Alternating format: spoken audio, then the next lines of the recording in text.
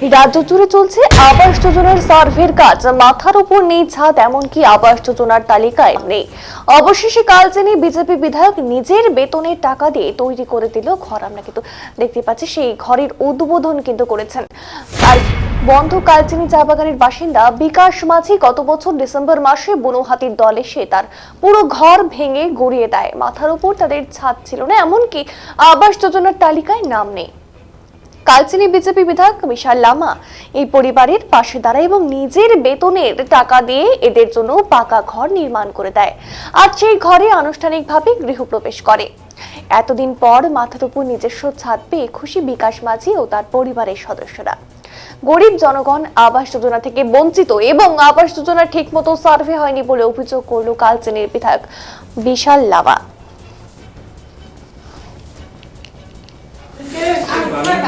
दीदी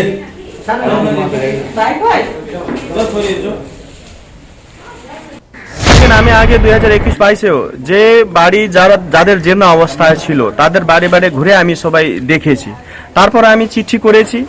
চিঠি করার পর আমাদের যে রুরাল যে আছে আমাদের ডিপার্টমেন্ট থেকেও এখানে সার্ভে হয়েছে, কিন্তু দুঃখের কথা আজকেও আমরা দেখেছি এবারেও যেভাবে যে সার্ভে হচ্ছে অনেক যে গরিব লোকরা বাড়ি ঘর পাচ্ছে না। পিএম আবাস যোজনার যে স্কিম আছে এই মানে এটা পাচ্ছে না। আর এখানে দেখেছি এবারও এদেরও নাম নাই। এটা অবাক হওয়ার কথা, যাদের একদম ঘর বাড়ি নাই তাদের তো নাম হওয়া উচিত। দেখেন বাগান বন্ধ আমাদের এখানে, মোটামুটি কালচিনি, রায়মাটাং, বুগিনবাড়ি এই সব বাগানগুলি বন্ধ আছে। যেহেতু দলসিংপাড়া আছে, তোরসা আছে, মানে বাগানের বন্ধ হোক খোলা হোক বাগানের বেশিরভাগ গরিব লোকই থাকে। আর ওখানে আমি মনে করি যে সবার যে এই যে পিএম আবাস যোজনা পাওয়া উচিত, কিন্তু এখানে দেখা যাচ্ছে যে এখানে ডিসক্রিমিনেশন হচ্ছে। যে লোকরা পাওয়া উচিত তারা পাচ্ছে না। গত বছরও তো পিপলতলা আপনারা দেখেছেন কিভাবে বাড়িতে লোক বসেছিল, আমরা সেটা ভিডিওকে দেখেছিলাম।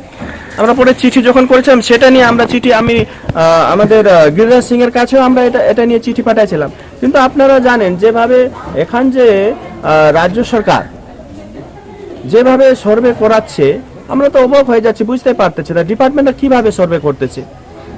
এটা তো অবাক হওয়ার কথা। আপনি কি নিজের পকেট থেকে করে দিলেন? হ্যাঁ, আমরা তো গত বছরও আমি করিয়েছিলাম, এবারও আমি এটা করিয়ে দিয়েছি, কারণ এটা আমার একটা স্যালারি থেকে এটা আমরা করাচ্ছি। আর এর আগে আমরা দেখে রেখেছি এটা করাবো, কিন্তু আমরা তো সবাইকে তো ভোট দিতে পারবো না। সরকার আছে, সরকারকে এটা দেখা চিন্তা ভাবনা করতে হবে। তো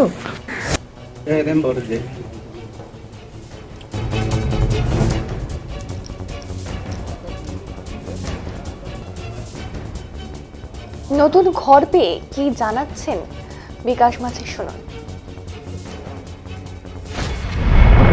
हम तो इतना क्या बोल सकते हैं, अब छत नहीं था तो मेरे सर ने थोड़ा छत दे दिया हम लोग को, घर बना दिया ये घर। तो अभी हम लोग इसी घर में शिफ्ट होंगे बोल के आज थोड़ा उद्घाटन के लिए सर लोग आए हैं। तो अभी नए घर में हम लोग शिफ्ट होंगे। वहाँ कोई घर नहीं था? घर नहीं था सर। आवास योजना का तालिका में नाम था एक बार का? लिस्ट में नाम है? नाम नहीं है सर, नाम नहीं है? लिस्ट में नाम नहीं है? नहीं। एक बार भी घर मिला? नहीं मिला है सर। बोले थे लिस्ट में नाम क्यों नहीं आया पता? पहले बोले थे नाम लिस्ट में है बोल के उस टाइम में, तो अभी तो हम लोग को तो नहीं बोला है, अभी लिस्ट में नाम ही नहीं है? नाम नहीं है, लिस्ट में नाम नहीं है? नहीं है। वंचित हो रहा था आपको सरकारी